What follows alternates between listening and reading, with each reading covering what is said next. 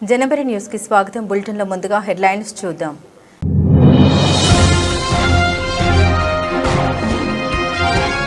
NSG black cats national IED data management system ను ప్రారంభించిన కేంద్ర హోం మంత్రి. ఇది డేటా శక్తిని ఉపయోగించుకునే కొత్త సాధనంగా అభివర్ణించిన అమిత్ షా.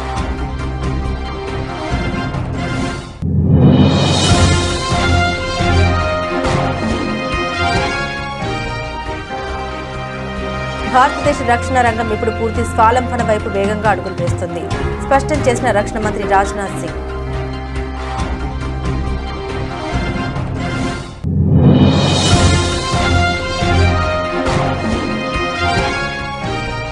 రైల్వే శాఖలోని ప్రతి రంగంలో ప్రధాన సంస్కరణను అమలు చేస్తాం, వెల్లడించిన కేంద్ర రైల్వే శాఖ మంత్రి అశ్విని వైష్ణవ్.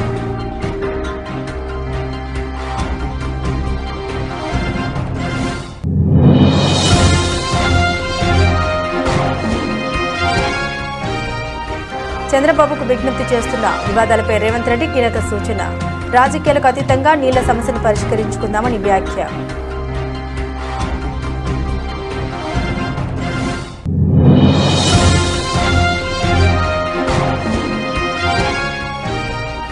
స్టేషన్ మెట్లు ఎక్కకుండానే వాట్సాప్లో ఎఫ్ఐఆర్.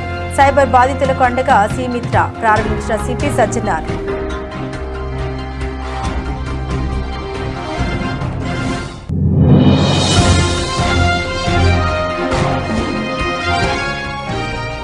కోనసీమ గ్యాస్ లీక్ పై సీఎం చంద్రబాబు ఏరియల్ సర్వే, అధికారులతో సమీక్ష. నష్టపరిహారంపై కీలక ఆదేశాలు.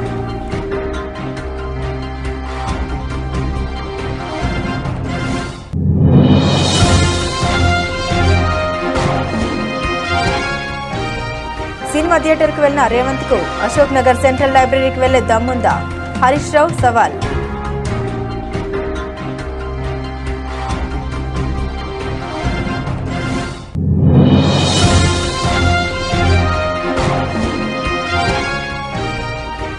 విషపూరిత రాజకీయాలకు ప్రజలే తగిన గుణపాఠం చెబుతారు.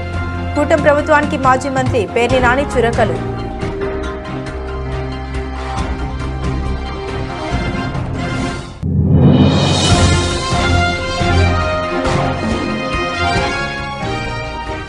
సంక్రాంతి రద్దీకి చెక్. హైదరాబాద్ విజయవాడ హైవేపై కొత్త ప్రయోగం. ఆగకుండానే టోల్ చెల్లింపు.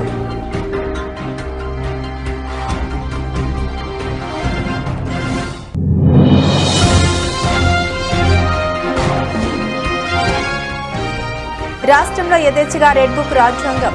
దీంతో పూర్తిగా శాంతి భద్రతల పతనం. ఎం మనోహర్ రెడ్డి ధ్వజం.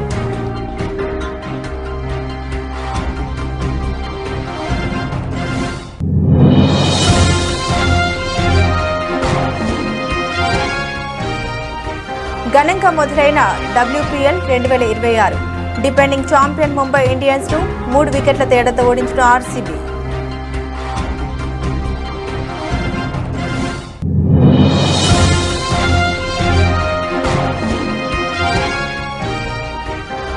మళ్లీ పెరిగిన వెండి. ఒక్కరోజు kilo rate 6,500 June.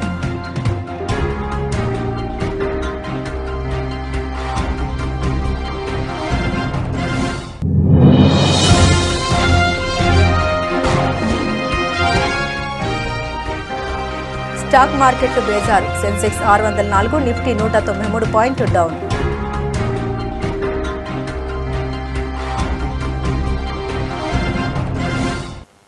Video conferencing ద్వారా ఎన్ఎస్జీ బ్లాక్ క్యాట్స్ యొక్క నేషనల్ ఐఈడి డేటా మేనేజ్మెంట్ సిస్టమ్ను కేంద్ర హోంమంత్రి అమిత్ షా ప్రారంభించారు. ఈ సందర్భంగా అమిత్ షా మాట్లాడారు. ఇది డేటా శక్తిని ఉపయోగించుకునే కొత్త సాధనమని, ఇది భారతదేశం యొక్క తదుపరి తరం భద్రతా కవచాన్ని ఉగ్రవాదానికి వ్యతిరేకంగా నిర్మిస్తుందన్నారు. బాంబులపై విస్తారమైన డేటాను ఒకే డిజిటల్ ప్లాట్ఫామ్లో క్రోడీకరించడం ద్వారా ఈ వ్యవస్థ మన ఏజెన్సీలను సరైన సమాచారం మరియు విశ్లేషణ ద్వారా బాంబు దాడుల మూలానికి దారితీస్తోందని వివరించారు. మరియు భారతదేశానికి విరుద్ధమైన ప్రతి మాడ్యూల్ను బద్దలు కొట్టాలని మోదీ ప్రభుత్వ లక్ష్యాన్ని నెరవేరుస్తుందని పేర్కొన్నారు. వివిధ కేసు ఫైళ్లలో చెల్లాచెదురుగా ఉన్న డేటా ఇప్పుడు NIDMS నుండి ఒకే క్లిక్తో అందుబాటులో ఉంటుంది మరియు బాంబు పేలుళ్ల నమూనా కార్యనిర్వహణ విధానం యొక్క ఖచ్చితమైన విశ్లేషణకు బలమైన వేదికగా మారుతుందని కేంద్ర హోంమంత్రి వెల్లడించారు. एक सुरक्षित राष्ट्रीय डिजिटल प्लेटफॉर्म है जिसके माध्यम से देश भर के बम विस्फोटों के सटीक एनालिसिस को संगठित करना, संकलित करना, मानकीकृत संयोजन करना और सुरक्षित तरीके से इसको सबके साथ साझा करना, ये प्रक्रिया एनआईडीएमएस से एक प्रकार से मजबूती के साथ प्रस्तापित होगी। ये प्लेटफॉर्म आने से जो अनेक प्रकार के डेटा अलग अलग केस की फाइलों में पड़े हैं, वो डेटा अब एक क्लिक पर हमारी इन्वेस्टिगेशन एजेंसियों को और एंटी टेरर ऑर्गेनाइजेशन देश में जितने भी हैं, चाहे राज्य सरकार के हैं चाहे केंद्र सरकार के, उसको उपलब्ध हो जाएगी। इसको 3 प्रकार से हमारे देश की आंतरिक सुरक्षा के पूरे तंत्र को फायदा होने की संभावना है।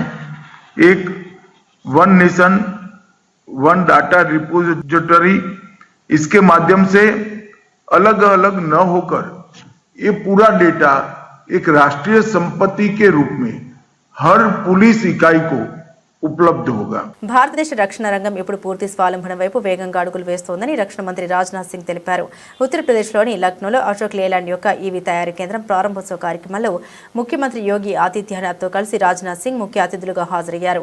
ఈ సందర్భంగా ఆయన మాట్లాడారు. గత 10 ఏళ్లుగా నిరంతర ప్రయత్నాల ఫలితాలు నేడు స్పష్టంగా కనిపిస్తున్నాయని పేర్కొన్నారు.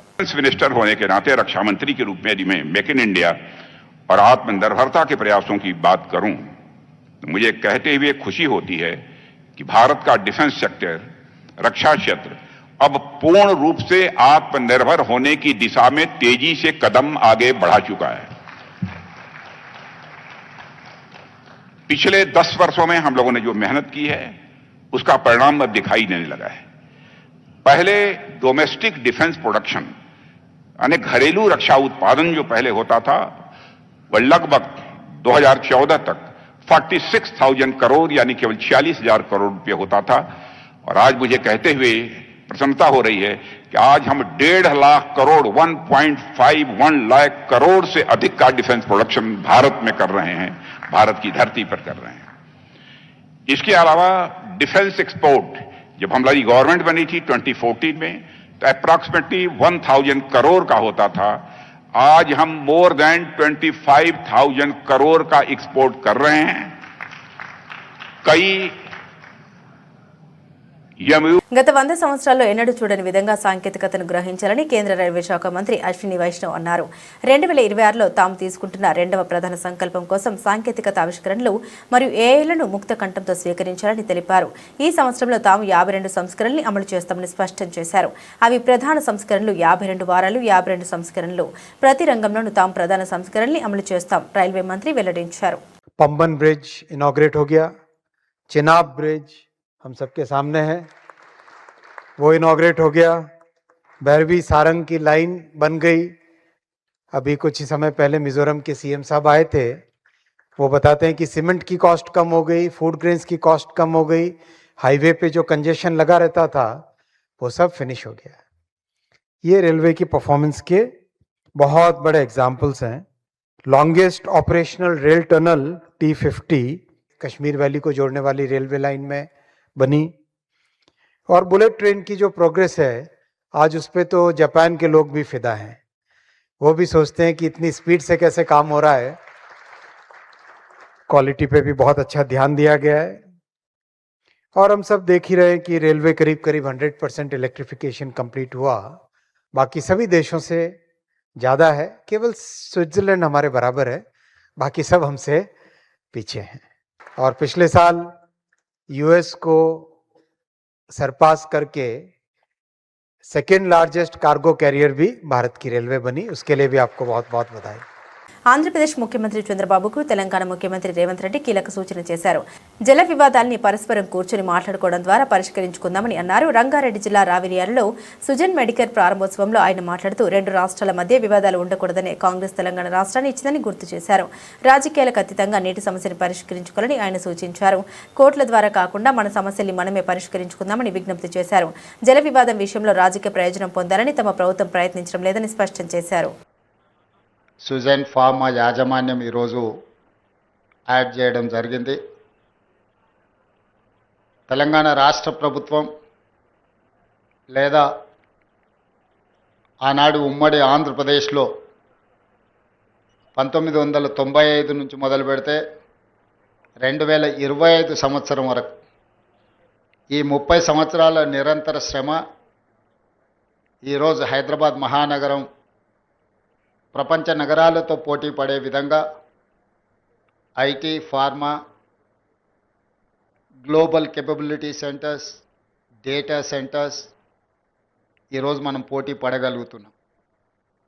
ఈరోజు young entrepreneurs Sujan Medicare యాజమాన్యము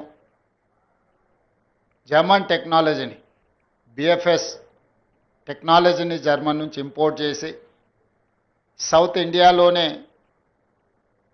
ivy ఫ్లూయిడ్స్లో ఒక గొప్ప సంస్థను ఏర్పాటు చేయడము, ఇక్కడుండే నిరుద్యోగ యువతకి ఉద్యోగ ఉపాధి అవకాశాలు కల్పించడమే కాకుండా తెలంగాణ రాష్ట్ర ప్రభుత్వం తెలంగాణ రైజింగ్ 2047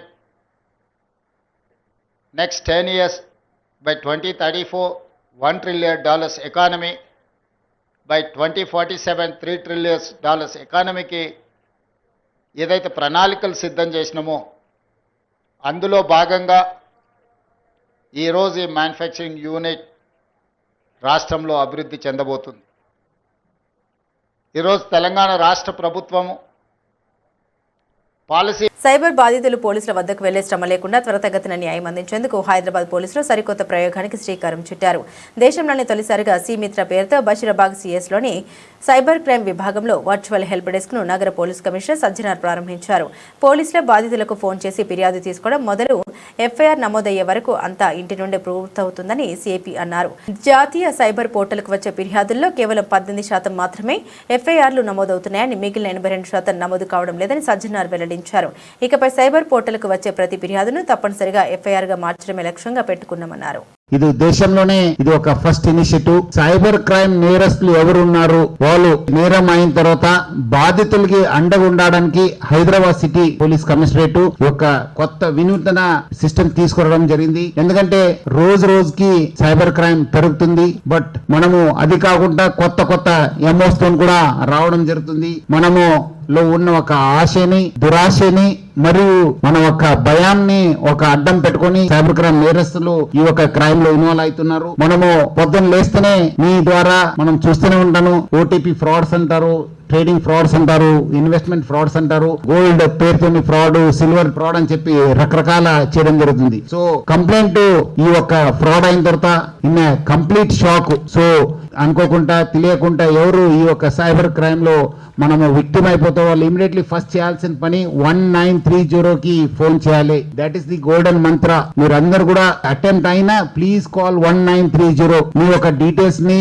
cybercrime.gov.in లో మీరందరూ కూడా మీ ఎన్సీఆర్టీపీ పోర్టల్లో మీ డీటెయిల్స్ ని ఎంట్రీ చేయాలి. అది కాకుండా గోల్డెన్ అవర్ లో చేయాలి. మనం ఎట్లా మనము కార్డియక్ అరెస్ట్ అయిన తర్వాత, బ్రెయిన్ స్ట్రోక్ అయిన తర్వాత ఎట్లా మనం గోల్డెన్ అవర్ అంటాను, దీంట్లో కూడా ఒక గోల్డెన్ అవర్ అనేది ఉంటుంది. So I request all of you to please use golden hour so that మనము అకౌంట్ ని ఫ్రీజ్ చేయవచ్చు. ఎందుకంటే ఈ నేరస్తులంతా క్షణంలో అమౌంట్ ట్రాన్స్ఫర్ అయిపోతుంది. కోనసీమ జిల్లా ఇరుసుమండ గ్రామంలోని ఓఎన్జీసీ బావి వద్ద 5వ రోజు కూడా మంటలు కొనసాగుతుండటంతో ఆంధ్రప్రదేశ్ ముఖ్యమంత్రి చంద్రబాబు ఏరియల్ సర్వే నిర్వహించారు.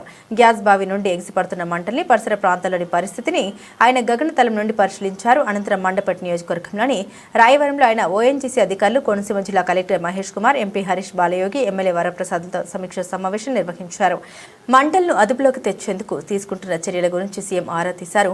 మంటల వల్ల దెబ్బతిన్న కొబ్బరి చెట్లకు నష్టపరిహారం అందించేందుకు చర్యలు తీసుకోవాలని అధికారులను ఆదేశించారు. మరోవైపు బ్లో అవుట్ ను అదుపులోకి తెచ్చేందుకు ఆమోదించిన ప్రణాళిక ప్రకారం ముమ్మరంగా పనిచేస్తున్నామని ఓఎన్జీసీ ఒక ప్రకటనలో తెలిపింది. ప్రస్తుత పరిస్థితి నిలకడగా ఉండడంతో చుట్టుపక్కల ప్రాంతాల ప్రజలు తమ సాధారణ కార్యకలాపాలను తిరిగి ప్రారంభించారు.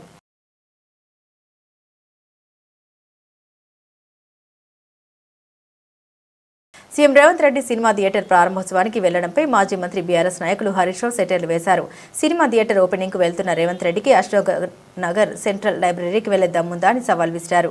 ఏడాదిలో 2 లక్షల ఉద్యోగాలని ముఖం చూడలేదని విమర్శించారు. సీఎం రేవంత్ రెడ్డికి సినిమా థియేటర్కు వెళ్లే సమయం ఉంది, కానీ నిరుద్యోగుల్ని కలిసే సమయం లేదని మండిపడ్డారు. జాబ్ క్యాలెండర్ను జాబ్లెస్ క్యాలెండర్ చేశారని విమర్శించారు. ప్రభుత్వ ఉద్యోగాల నోటిఫికేషన్లను ఇవ్వనే లేదని అన్నారు. మంత్రి శ్రీధర్ బాబు అందరికీ ప్రభుత్వ ఉద్యోగాలు ఎలా సాధ్యమంటున్నాడని తెలిపారు. ఎన్నికల్లో నిరుద్యోగుల్ని నమ్మించి ఓట్లు వేయించుకున్నారని అన్నారు. ఇవాళ రేవంత్ రెడ్డి గారు ఒక సినిమా థియేటర్ ఓపెనింగ్ పోతున్నారు. పోనీ మంచిదే, సినిమా టాకీస్ ఎవరు అశోక్ నగర్ లో పిలిచిండ్రట, ఇబ్బంది కత్తిరించినందుకు అశోక్ నగర్ కు పోతుండ్రు cinema talkies inauguration. Revanth Reddy మరి పోతున్నావు అశోక్ నగర్, కానీ మరి ఎలక్షన్ల ముందు అదే అశోక్ నగర్ లో సెంట్రల్ లైబ్రరీకి పోయినావు, యాదుకుందా? నువ్వు రాహుల్ గాంధీ కలిసి అశోక్ నగర్ లో ఆ సినిమా టాకీస్ పక్కకే సెంట్రల్ లైబ్రరీ ఉంటుంది. అక్కడ మెట్ల మీద కూర్చొని బిడ్డ మాకు గవర్నమెంట్ వచ్చేటట్టు చేయి, మా గవర్నమెంట్ వస్తే కాంగ్రెస్ ప్రభుత్వం రాగానే 2 లక్షల ఉద్యోగాలు ఒకటే ఏడాది ఇస్తా అని మాట ఇచ్చేచ్చినావు. మరొక్కసారి పోయిరారా అందాక సినిమా టాకీస్ రిబ్బన్ కత్తిరించినాక ఒక్కసారి అశోక్ నగర్ సెంట్రల్ లైబ్రరీకి పోయిరారాదు? పోయి ఏం చేసినావో, వాళ్ళకి ఇచ్చిన మాట ఏందో ఒక్కసారి మాట్లాడు. నిన్న దిల్సుఖ్ నగర్ లో పిల్లలంతా రోడ్ల మీదకి వచ్చి ధర్నా చేసాం. ఎన్నికల ముందు కాంగ్రెస్ వాళ్ళేమో 2 లక్షల ఉద్యోగాలు ఏడాది ఇస్తాం, గవర్నమెంట్ ఉద్యోగాలు ఇస్తామన్నారు. నిన్న అసెంబ్లీలో మంత్రి శ్రీధర్ బాబు గారు చెప్తున్నారు, గవర్నమెంట్ ఉద్యోగాలు ఏడుంటాయి బై, ప్రైవేట్ లో నౌకరు చేసుకోపోయి అందరికి గవర్నమెంట్ ఉద్యోగాలు ఇచ్చి సాధ్యమవుతుందా? ఇది కాదు అని చేతులు ఎత్తేసాడు. బట్టి విక్రమార్క గారేమో జాబ్ క్యాలెండర్ పెట్టి జాబ్లెస్ క్యాలెండర్ చేసేసిండు దాన్ని. మరి ఇప్పుడు అశోక్ నగర్ కు రేవంత్ రెడ్డి గారు సినిమా టాకీస్ ఇనాగ్రేషన్ పోతే 1000 మంది పోలీసు వాళ్ళని పెట్టిరట. ఏదైనా సందులకెళ్ళి పొలాలు అత్తారేమో అడుగుతారేమో అని 1000 మంది పోలీసు వాళ్ళని పెట్టుకుని సినిమా టాకీస్ ఇనాగ్రేషన్ పోతుండే. ఇప్పుడు నిన్న మొన్న దిల్సుఖ్ నగర్ లో పిల్లలు పాపం ఏమైనాయి మా 2 లక్షల ఉద్యోగాలు, ఏమైంది మా జాబ్ క్యాలెండర్ అని అడిగితే వాళ్ళ ఈపులని వాయగొట్టారు, బూతులు తిట్టింది పోలీస్ అధికారులు. మనం చూసిన సోషల్ మీడియాలో ఆ నిరుద్యోగ. కూటమి ప్రభుత్వం అధికారంలోకి వచ్చినప్పటి నుండి నిత్యం వైఎస్ జగన్ నామాన్ని జపిస్తున్నారని రామకోటి మాదిరిగా చంద్రబాబు, ఆయన కుమారుడు లోకేష్, డిప్యూటీ సీఎం పవన్ కళ్యాణ్ ఈ ముగ్గురు రోజు జగన్ కోటి రాస్తున్నారా అన్న అనుమానం కలుగుతూ ఉందని కృష్ణా జిల్లా వైఎస్ఆర్సీపీ అధ్యక్షుడు మాజీ మంత్రి శ్రీ పేర్ని వెంకట్రామయ్య పేర్కొన్నారు.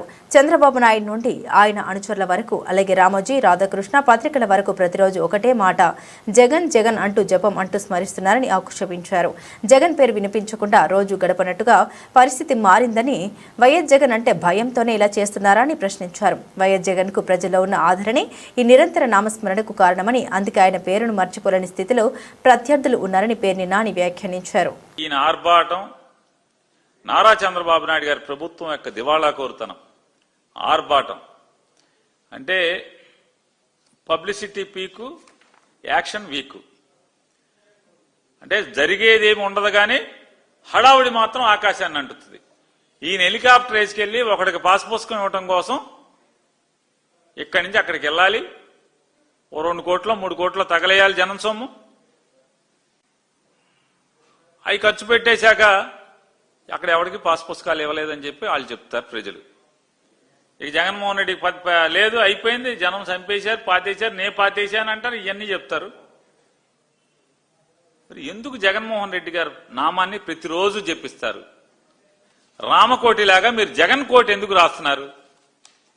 మీరు, మీ అబ్బాయి పవన్ కళ్యాణ్ గారు ముగ్గురు కలిసి, చంద్రబాబు నాయుడు గారు, మీరు చేసేదేంటి?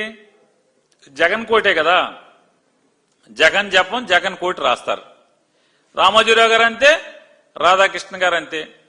వీళ్ళకేంటంటే పేపర్ నిండా జగన్ జగన్ జగన్ జగన్ కోటి రాయటమే కదా, రామకోటి లాగా జగన్ కోటి రాసుకుంటూ ఉంటారు మీరు.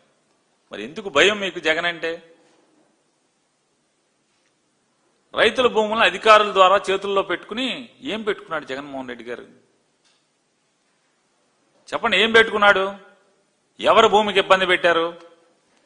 22A తెచ్చి రైతులను కష్టాలు పెట్టాలని ప్రయత్నించారండి. చంద్రబాబు నాయుడు గారు మిమ్మల్ని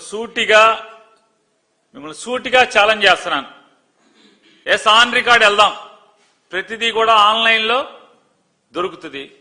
ఈ రాష్ట్రంలో రాష్ట్ర ప్రజలందరి భూములు దాదాపుగా 22A కష్టాలు వచ్చినాయంటే 2018లో నారా చంద్రబాబు నాయుడు గారు మీరు ముఖ్యమంత్రిగా వచ్చినప్పుడు కష్టాలు తప్పితే ఈ రాష్ట్రంలో ఎవరికైనా భూములన్నీ కూడా 22A ప్రొవిషన్ రిజిస్టర్లో వెళ్ళి అంటే మీ అప్పుడు తప్పితే జగన్మోహన్ రెడ్డి గారు ఉండగా ఎక్కడన్నా ఒక్క భూమన్నా కొత్తగా 22Aలోకి పెట్టారా? మొత్తం మీ నిర్వాహకమే కదా. మీ దుర్మార్గమైన ప్రభుత్వంలో ఒక సర్వే నెంబర్లో 10 ఎకరాలుంటే లేదా 11 ఎకరాలుంటే దాంట్లో పావు ఎకరమో అరెకరమో ఎండోమెంట్ ఉంటే టోటల్ గా మొత్తం సర్వే నంబర్ అంతా ఎండోమెంట్ లో పెట్టాం. లేదా ఒక సర్వే నంబర్లో 25 ఎకరాలు 30 ఎకరాలు ఉంటే అందులో ఒక 2 ఎకరాలు ప్రభుత్వ స్థలం ఉంటే మొత్తం ఈ 22A కింద పెట్టడం. సంక్రాంతి పండుగ ప్రయాణాలు మొదలవడంతో హైదరాబాద్ విజయవాడ జాతీయ రహదారిపై వాహనాల రద్దీ పెరుగుతుంది. ముఖ్యంగా పతంగి టోల్ ప్లాజా వద్ద ఏటా కిలోమీటర్ల మేర నిలిచిపోయే ట్రాఫిక్ కష్టాలకు చెక్ పెట్టేందుకు national highway authority of India NHAI ఈసారి ఒక నూతన టెక్నాలజీని ప్రయోగాత్మకంగా అమలు చేస్తూ ఉంది. వాహనాలు ఆగకుండానే కేవలం 3 సెకండ్లలో టోల్ వసూలు చేసేందుకు వీలుగా శాటిలైట్ ఆధారిత ఆటోమేటిక్ విధానాన్ని పరీక్షిస్తోంది. ఇందులో భాగంగా యాదాద్రి జిల్లా పంతంగి టోల్ ప్లాజా వద్ద నిన్న సాయంత్రం ట్రయల్ రన్ నిర్వహించారు. విజయవాడ వైపు వెళ్లే 8 టోల్ బూత్లలో ఈ ట్రయల్ రన్ చేపట్టారు. ఈ విధానంలో కెమెరాలు వాహనం నెంబర్ ప్లేట్ను గుర్తించగానే సెన్సార్లు ఫాస్టాగ్ను స్కాన్ చేసి ఆటోమేటిక్గా టోల్ రుసుమును వసూలు చేస్తాయి. ఈ పరీక్షల సమయంలో కొన్ని వాహనాలకు టోల్ ఫీజు సరిగా కట్ కాకపోవడం వంటి సాంకేతిక సమస్యల్ని అధికారులు గుర్తించారు. పండుగ రద్దీ ప్రారంభమయ్యేలోపు ఈ సమస్యల్ని పూర్తి స్థాయిలో పరిష్కరించేందుకు NHAI టోల్ ప్లాజా సిబ్బంది ప్రయత్నిస్తున్నారు. సంక్రాంతికి ఊహించని దానికంటే ఎక్కువ రద్దీ ఉండే అవకాశం ఉన్నందున విజయవాడ మార్గంలో అదనంగా మరో 2 టోల్ బూత్లను తెరవాలని అధికారులు యోచిస్తున్నారు. రాష్ట్రంలో యథేచ్ఛగా రెడ్ బుక్ రాజ్యాంగాన్ని అమలు చేస్తూ వైఎస్ఆర్సీపీ నాయకులు కార్యకర్తల మీద దేశ చరిత్రలోనే ఎప్పుడు చూడని విధంగా వింత కేసులు పెడుతున్నారని పార్టీ లీగల్ సెల్ రాష్ట్ర అధ్యక్షుడు ఎం మనోహర్ రెడ్డి ఆగ్రహం వ్యక్తం చేశారు. పార్టీ అధ్యక్షుడు శ్రీ వైఎస్ జగన్ జన్మదిన వేడుకల సందర్భంగా కోడి కోసుకొని నాన్ వెజ్తో విందు చేసుకున్నారన్న కారణంతో తిరుపతిలో కొంతమంది కార్యకర్తలపై నాన్ బెయిలబుల్ కేసులు పెట్టి వేధిస్తున్నారని, వారేదో దేశద్రోహం చేసినట్లు చేతులకు బేడీలు ముఖానికి ముసుగు వేసి రోడ్డుపై నడిపించుకొని తీసుకెళ్లారని ఆయన తీవ్ర అభ్యంతరం వ్యక్తం చేశారు. మీడియా మిత్రులకు నమస్కారం. ఇవాళ రెడ్ బుక్ రాజ్యాంగంలో ఎన్నెన్ని వింత వింత కేసులు పెడతారో, అసలు అలాంటి విచిత్రమైన కేసులు పెడతారని చెప్పి ఈ రాష్ట్ర ప్రజలు ఎవరు బహుశా ఊహించి ఉండరు. డిసెంబర్ 21 జగన్మోహన్ రెడ్డి గారి బర్త్డే సందర్భంగా తిరుపతికి సమీపంలో కోడిని కోశారని ఒక కేసు పెట్టారు. ఏదో వాళ్ళు పెద్ద దేశద్రోహం చేసినట్టు ముసుగులు వేసి అరెస్టు చేసి వాళ్ళని హింసించి వాళ్లతో నేరం చేసినాము, కోడి కోసిండేది నేరమే అని ఒప్పించుకొని ఒక రికార్డు చేసి స్టేట్మెంట్ ముసుగులేసి నాన్ బెయిలబుల్ సెక్షన్స్ కింద రిమాండ్ పంపిస్తే కోర్టు కూడా తీవ్ర దిగ్భ్రాంతికి గురైన సందర్భం. ఇదేంటి ఇట్లా కూడా కేసులు పెడతారా మీరు కోళ్లను కోస్తే అని. ఇంతకుముందు కేకును పెద్ద కత్తితో కట్ చేశారని ఇంకో కేసు పెట్టారు. అంటే ఈ రెడ్ బుక్ రాజ్యాంగంలో ఎలాంటి పరిస్థితులు ఉన్నాయో దీన్ని బట్టి మనం అర్థం చేసుకోవచ్చు. రేపు సంక్రాంతి సందర్భంగా నిన్న చంద్రబాబు గారే చెప్పారు, ఆంధ్రప్రదేశ్ సాంప్రదాయబద్ధంగా ఈ పండుగను కోళ్ల పందాలు కూడా నిర్వహించుకుంటారు. రేపు సంక్రాంతి సందర్భంగా ఈస్ట్ వెస్ట్ గోదావరిలే కాకుండా కృష్ణా, విజయవాడ, గుంటూరు తదితర ప్రాంతాల్లో ఓపెన్ గా చట్టరీత్యా నేరమైనప్పటికీ అనఫిషియల్ గా కోడి పందాలు విస్తృతంగా నిర్వహిస్తున్నారనే వార్తలు వస్తా ఉన్నాయి. ఇవి ప్రతి ఏటా జరుపుకుంటున్నారని. అయితే ఈ సందర్భంగా వాళ్ళందరిపైన కూడా కేసులు పెడతారా? దీన్ని బట్టి చూస్తే అట్లాగే అర్థమవుతుంది. మిగతా ప్రాంతాల్లో కనుమ సందర్భంగా కోళ్లు కోసుకోవడం, అలాగే బంధువులతో విందు చేసుకోవడం అనేది సాంప్రదాయం. అక్కడ కోళ్లు కోసినా గానీ ఆ సందర్భంగా కేసులు పెడతారా? అసలు ఏంటి పరిస్థితి? రాష్ట్రంలో ఓవైపు హత్యలు, అత్యాచారాలు, మానభంగాలు, తర్వాత శాంతి భద్రతలు లేకుండా గంజాయి విచ్చలవిడిగా అమ్ముతున్న పరిస్థితుల్లో ఈ రాష్ట్రంలో 36వ స్థానానికి దేశంలోనే లాస్ట్ WPL 2026 ఘనంగా మొదలైంది. Defending champion Mumbai Indians Royals Challengers Bengaluru జట్టు 3 వికెట్ల తేడాతో ఓడించింది. ఆఖరి వరకు ఉత్కంఠంగా సాగిన ఈ మ్యాచ్లో నాడిన్ డిక్లేర్ ఆల్రౌండర్ ప్రదర్శన ఆకట్టుకుంది. ఆఖరి ఓవర్లో 18 పరుగుల్ని డిపెండ్ చేసుకోలేకపోయింది. ఆర్సీబీకి ఓటమి తప్పదనుకున్న స్థితిలో నాడిన్ డిక్లేర్క్ విధ్వంసక ఇన్నింగ్స్ ఆ జట్టుకు విజయాన్ని స్పందించింది. ఆమె బ్యాటింగ్కు వచ్చిన ఓవర్ పూర్తయ్యేసరికి RCB score 65/5, Grace Harris 25, Smriti Mandhana 18 జట్టుకు మెరుపు ఆరంభాన్ని ఇచ్చినప్పటికీ 25 పరుగుల వ్యవధిలో 5 వికెట్లు కోల్పోయిన ఆర్సీబీ పీకల్లోతు కష్టాల్లో పడింది. ఓవైపు వికెట్లు పడుతున్నా మరో ఎండ్లో క్లర్క్ నిలబడి పోరాడింది. చివరి 4 బంతులకు భారీ షాట్లు ఆడి ఆర్సీబీకి అనూహ్య విజయాన్ని అందించింది.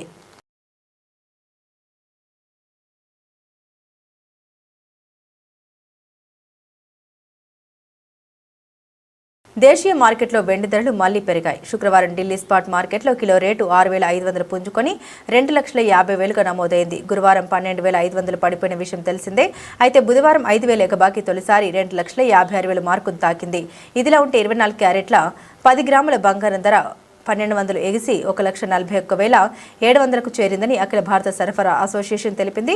భౌగోళిక రాజకీయ ఉద్రిక్తత నడుమ దేశ విదేశీ స్టాక్ మార్కెట్లలో ముదుపరులు తమ పెట్టుబడుల రక్షణార్థం పసిరి వైపున కదులుతున్నారని, అందువల్లే ధరల పెరుగుదలని ట్రేడింగ్ సరళిని నిపుణులు విశ్లేషిస్తున్నారు. హైదరాబాద్లో 24 క్యారెట్ల తులం రేటు 1,310 పెరిగి 1,39,310గా ఉంది. 22 క్యారెట్ల విలువ 1,200 అందుకొని 1,27,700 వద్ద స్థిరపడింది. ఇక అంతర్జాతీయ మార్కెట్లో ఔన్స్ గోల్డ్ $4,479.38 పలికింది.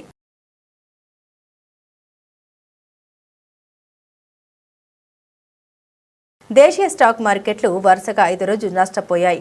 అంతర్జాతీయ మార్కెట్ల నుండి వచ్చిన ప్రతికూల సంకేతాలకు తోడు ఎఫ్ఐఐలు అమ్మకాలకు మొగ్గు చూపడం సూచీలు నష్టాల పాలయ్యాయి. వీటికి తోడు అంతర్జాతీయంగా నెలకొన్న ఉద్రిక్త పరిస్థితులు నష్టాలకు మరింత ఊతమిచ్చాయి. ఫలితంగా ఇరు సూచీలు 1% పైగా మార్కెట్ వాటాను కోల్పోయాయి.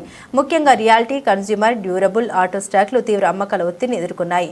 ఈ క్రమంలో 30 షేర్ల ఇండెక్స్ సూచీ సెన్సెక్స్ 600 పాయింట్లకు పైగా నష్టపోగా నిఫ్టీ 25,000 దిగువకు జారుకుంది. చివరకు సెన్సెక్స్ 604.72 పాయింట్లు కోల్పోయి 84,000 దిగువకు 83,576.24 వద్దకు జారుకుంది. అలాగే 50 షేర్ల ఇండెక్స్ సూచి నిఫ్టీ సైతం 193.55 పాయింట్లు కోల్పోయి 25,683.30 వద్ద స్థిరపడింది. నష్టాల్లో ప్రారంభమైన సూచీలు చివరి వరకు అదే ట్రెండ్ను కొనసాగించాయి. దేశీయ ఉత్పత్తులపై అమెరికా అధ్యక్షుడు డొనాల్డ్ ట్రంప్ 500% సుంకం విధించనున్నట్లు ప్రకటించడంతో ముదుపరుల్లో ఆందోళన నెలకొంది. ప్రస్తుతం మార్కెట్లో సెంటిమెంట్ నిరుత్సాహకరంగా ఉందని, ఉద్రిక్త పరిస్థితులకు తోడు ట్రంప్ టారిఫ్ బాంబు పేల్చనుండడం ముదుపరులో ఆందోళన నెలకొందని దలాల్ స్ట్రీట్ వర్గాలు వెల్లడించాయి.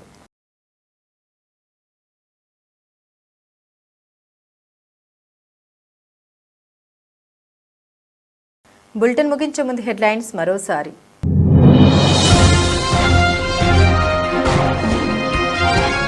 NSG black and national IED data management సిస్టమ్ను ప్రారంభించిన కేంద్ర హోంమంత్రి. ఇది డేటా శక్తిని ఉపయోగించుకునే కొత్త సాధనంగా అభివర్ణించిన అమిత్ షా.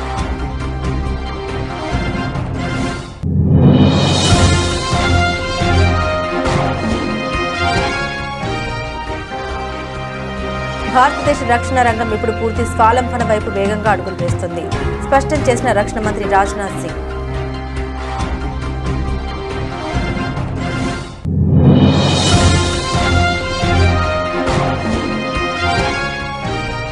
రైల్వే శాఖలోని ప్రతి రంగంలో ప్రధాన సంస్కరణను అమలు చేస్తాం, వెల్లడించిన కేంద్ర రైల్వే శాఖ మంత్రి అశ్విని వైష్ణవ్.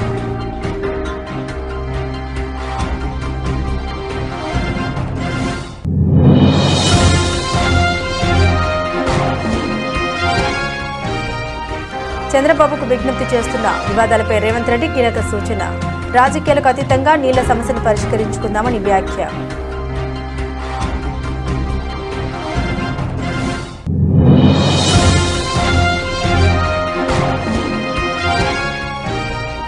స్టేషన్ మెట్లు ఎక్కకుండానే వాట్సాప్లో ఎఫ్ఐఆర్. సైబర్ బాధితులకు అండగా సీమిత్ర ప్రారంభించిన సిపి సజ్జనార్.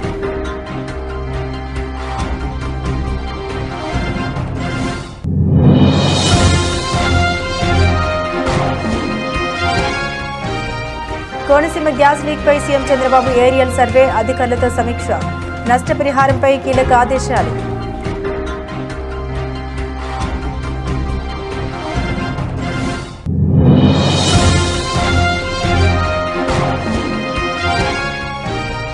సినిమా థియేటర్కు వెళ్లిన రేవంత్ కు అశోక్ నగర్ సెంట్రల్ లైబ్రరీకి వెళ్లే దమ్ముందా? హరీష్ రావు సవాల్.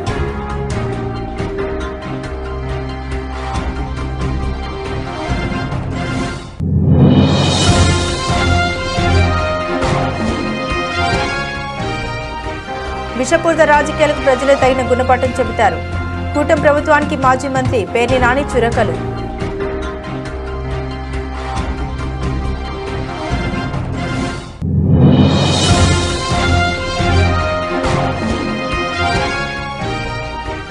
సంక్రాంతి రద్దీకి చెక్. హైదరాబాద్ విజయవాడ హైవేపై కొత్త ప్రయోగం. ఆగకుండానే టోల్ చెల్లింపు.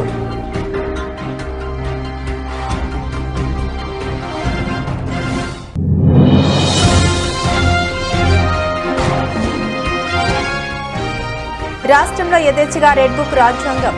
దీంతో పూర్తిగా శాంతి భద్రతల పతనం. ఎం మనోహర్ రెడ్డి ధ్వజం.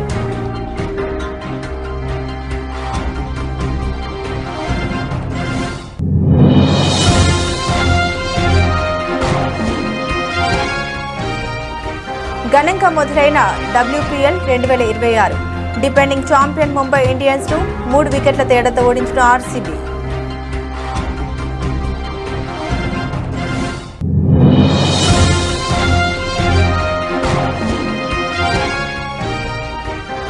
మళ్లీ పెరిగిన వెండి. ఒక్కరోజే కిలో రేటు 6,500 జూన్.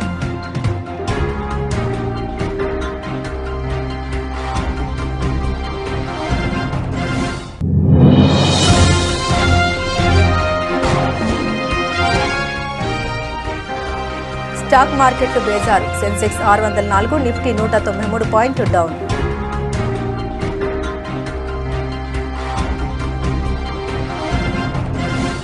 ఇవి బులెటిన్లోని విశేషాలు. తిరిగి మరో బులెటిన్తో మళ్ళీ కలుసుకుందాం. అంతవరకు సెలవు. నమస్కారం.